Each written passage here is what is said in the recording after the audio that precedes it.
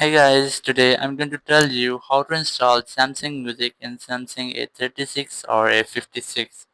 If you are using Samsung A36 or A56 and now you want to install Samsung Music on your phone, so let's see how you can do this. For this, you just have to open your Samsung store, and here just go for search, and the top right corner, tap on it, and here just search for Samsung Music.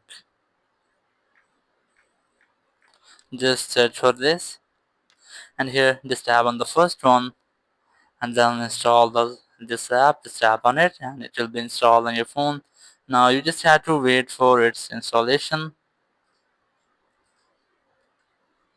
After the installation, just tap on open to open the app, and here just select continue, then continue, and here select allow, then select allow here, and now it will shift all of your music that you have in your playlist tracks or the albums, so you can easily use it. So after allowing the notification, so you just get the notification here if you are playing any music.